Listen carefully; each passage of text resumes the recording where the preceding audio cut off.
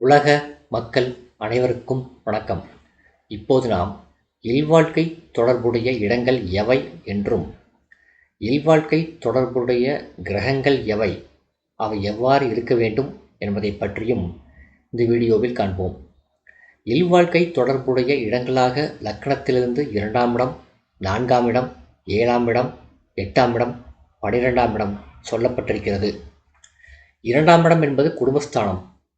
ஒரு ஜாதகருக்கு குடும்பத்தின் மீது உள்ள அக்கறை, குடும்ப வளர்ச்சிக்கு அவர் காட்டும் ஈடுபாடு, உழைப்பு, குடும்ப வாழ்விலே அவர் அடையவிருக்கும் சுகங்கள் போன்றவற்றை அறிவிக்கக்கூடிய இடம்.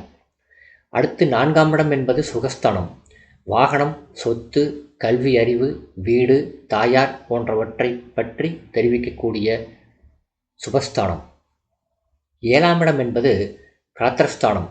ஆண்களுக்கு மனைவியை பற்றியும், பெண்களுக்கு கணவனை பற்றியும், கணவன் மனைவி மீது கொள்ளும் அக்கறை, ஆசை பற்றியும், மனைவி கணவன் மீது கொள்ளும் ஆசை, காதல் பற்றியும் சொல்லக்கூடிய இடம். 8ஆம் இடம் என்பது ஆயுள்ஸ்தானம். அது பெண்களுக்கு மாங்கல்யஸ்தானம். சுப மாங்கல்யமாக வாழ்க்கையை ஒரு பெண் வாழ வேண்டுமானால் 8ஆம் இடம் ஒரு பெண்ணுக்கு நன்றாக அமைய வேண்டும். அப்படி அமைந்துவிட்டால் இறுதி காலம் வரை அந்த பெண் சுப மாங்கல்யவதியாக இருப்பாள். அடுத்து 12ஆம் இடம் என்பது படுக்கை சுகம். அதாவது ஆணாக இருந்தால் ஆண் வேட்கையையும், பெண்ணாக இருந்தால் பெண் வேட்கையையும் தன் கணவன் மனைவி மூலமாக ஒருவருக்கொருவர் பரிமாறி தனித்து கொள்ள உதவும் ஒரு புனிதமான இடம். இந்த இடம் கெட்டால் தவறான வழிகளில் தவறான தொடர்புகளை இருபாலருக்கும் ஏற்படுத்தி அது நல்ல இல்வாழ்க்கை சுகம் இல்லை என்பதை எடுத்துக்காட்டும். எனவே இந்த 2ஆம் இடம், 4ஆம் இடம், 7ஆம் இடம், 8ஆம் இடம், 12ஆம் இடம் தீதுபடாமல் இருந்தால், நல்ல சுபகிரகங்களுடைய ஆதிக்கத்திலே இருந்தால், சுபகிரகங்களின் பார்வையிலே இருந்தால் சிறப்பான இல்வாழ்க்கை, புத்திரப்பேறுகள் இருக்கும். அது ஒரு ஒழுக்கமுள்ள வாழ்க்கையாக அமையும். தவிர இந்த ராசிகள் தீதுபட்டால் ஒழுக்கக்கேடான நிலையை உருவாக்கும். குடும்பத்திலே பற்றில்லாத ஒரு தன்மை, ஏனோதானோ என்ற ஒரு எண்ணம் போன்றவற்றை தரும்.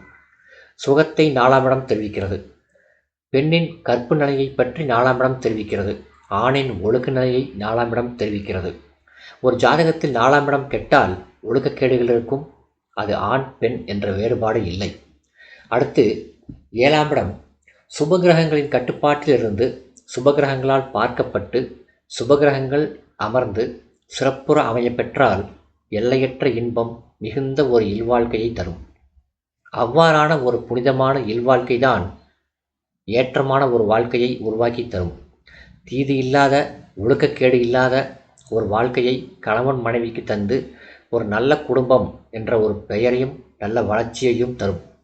அடுத்து 8ஆம் இடத்தை பொறுத்தவரையிலே மாங்கல்ய தோஷம் ஏற்படாது கடைசி காலம் வரையிலே சுபமாங்கல்ய பாக்கியம் உடைய ஒரு பெண்ணாக திகழ 8ஆம் இடம் வலுப்பெற்றிருக்க வேண்டும்.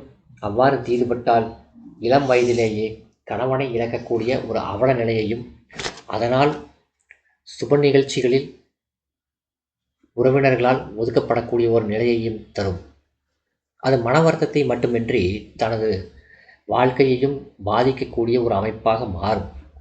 12ஆம் இடம் என்பது படுக்கை சுகத்தை குறிக்கிறது. அதாவது திருமணத்தின் நோக்கமே ஆணும் பெண்ணும் கணவன் மனைவியாக ஆகி நல்ல இல்லற சுகத்தை அடைந்து நல்ல மக்கட்பேரை பெற்று உயர வேண்டும் என்பதே. குடும்பத்தை, வம்சாவளியை விருத்தி செய்ய வேண்டும் என்ற நோக்கத்திலேதான் திருமணமே நடைபெறுகிறது. அதற்கு துணை புரியக்கூடிய ஸ்தானம்தான் 12ஆம் இடம். ஆக இந்த ஸ்தானங்கள் வலுப்பெற வேண்டும். இந்த ஸ்தான கிரகங்களும் வலுப்பெற வேண்டும். நவகிரகங்களிலே சூரியன் சில ஜாதகர்களுக்கு சுதந்திரமாக இருக்க வேண்டும், யாருக்கும் அடிபணியக்கூடாது என்ற நிலையை ஏற்படுத்தி திருமணமே வேண்டாம் என்ற நிலையை தந்து விடுவார். அது ஒரு வகையான சூரிய தோஷம். அவர் சூரியன் தீதுபட்டிருந்தால் குடும்ப வாழ்க்கையில் ஒரு ஆணோ பெண்ணோ விருப்பமே இல்லாமல் இருக்கக்கூடிய ஒரு நிலையை கூட சுதந்திரமாக இருக்க வேண்டும் என்ற எண்ணத்தை உருவாக்கி திருமணத்தை கெடுத்து விடுவார். சுபகிரகமான குரு கூட சில சமயத்திலே தீதுபட்டு குடும்ப வாழ்க்கையை சீரழிக்கவும், குடும்ப வாழ்க்கையை வெறுக்கவும் வைக்கும்படி ஜாதகத்திலே அமைந்து விடுவார். சுக்கிரனை பொறுத்தவரையிலே பல்வேறு ஆசாபாசங்களுக்கு அடிமையாக்கி மனைவியை மறந்து மாற்றான் மனைவியோ அல்லது வேறு ஒரு பெண்ணோடோ தொடர்பு கொள்ள வேண்டிய ஒரு அவல நிலையை உருவாக்கி அந்த ஜாதகரை கெடுத்து விடுவார். ஆகவே சுக்கிரன் தீதுபடக்கூடாது. அடுத்து 11ஆம் இடம் என்பது ஆணுக்கு இரண்டாவது திருமணத்தை பற்றியும் மனைவியை மறந்து ஒரு மாற்றான் வீட்டு பெண்ணோடு கள்ளத் தொடர்பை உருவாக்கி வாழக்கூடிய ஒரு நிலையை தெரிவிக்கக்கூடிய இடம். எனவே 11ஆம் இடத்தையும் பரிசீலனை செய்ய வேண்டும். 11ஆம் இடம் தீதுபட்டால் ஒழுக்கத்தில் மிக தாழ்வான ஒரு நிலையை தந்து அவமானத்தை ஏற்படுத்திவிடும். எனவே இவ்வாறான கிரக அமைப்புகளிலே வலிமையானவர் செவ்வாய். அவர் ஒரு வீரமான கிரகம் என்பதால் செவ்வாய் 2, 4, 7, 8, 12ஆம் இடங்களிலே இருக்கையிலே தன்னிச்சையாக ஒரு சுதந்திர மனப்பான்மையோடு அடிமை உணர்வு இல்லை என்ற ஒரு ஏகாதிபத்திய உணர்வோடு செயல்படக்கூடிய ஒரு நிலையை உருவாக்கி விடுவார். பொதுவாக இல்லற வாழ்க்கை சிறப்புற அமைய கிரகங்களோடு அமைப்பு ஜாதகங்களிலே நல்ல நிலையை பெற்றிருக்க வேண்டும். அனைத்து கிரகங்களுமே நல்ல கிரகங்கள் தான்.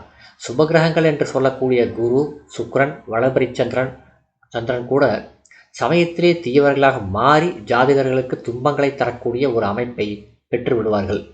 எனவே நவகிரகங்களுமே நல்லவர்கள்தான். அவர்கள் அமையக்கூடிய வழிமுறைகளிலே தான் வாழ்க்கையின் வளர்ச்சி, வாழ்க்கையின் உன்னத நோக்கம் நிறைவேற அறியப்படுகிறது. எனவேதான் நவகிரகங்களிலே யாராக இருந்தாலும் சரி, சனியை பொறுத்தவரையிலே தடையும் தாமதத்தையும் ஏற்படுத்தி பல துன்பங்களையும் கவலைகளையும் வேதனைகளையும் உருவாக்கி பின்னர் நல்ல ஒரு சுகமான வாழ்க்கையை உருவாக்கி தரக்கூடியவர். எனவே எந்த கிரகமும் தீய கிரகமும் இல்லை, நல்ல கிரகமும் இல்லை. நல்ல கிரகம் தீய கிரகம் என்பது ஜாதகத்திலே அவர்கள் அமையப்பெறும் ஆதிபத்தியத்தை பொறுத்துத்தான் இருக்கிறதே ஒழிய, குரு வலுப்பெற்றால் நன்மை நடக்கும், சுக்கிரன் வலுப்பெற்றால் அப்படி நடக்கும் என்பதல்ல. எனவே ஜாதகத்திலே 2ஆம் இடம், 4ஆம் இடம், 7ஆம் இடம், 8ஆம் இடம், 12ஆம் இடம் வலுப்பெற வேண்டும். ஒரு ஆணின் ஜாதகத்தில் 7ஆம் இடம் சிறப்புற அமைய வேண்டும், 11ஆம் இடம் சிறப்புற அமைய வேண்டும். அவ்வாறு அமைந்தால்தான் இல்லற வாழ்க்கையின் ஒரு உன்னதமான, ஒரு உண்மையான, இனிமையான வாழ்க்கையை அந்த ஜாதகர் அடைய முடியும். இந்த வீடியோ உங்களுக்கு பிடிச்சிருந்தா லைக் பண்ணுங்கள், ஷேர் பண்ணுங்கள், சப்ஸ்கிரைப் பண்ணுங்கள். நன்றி.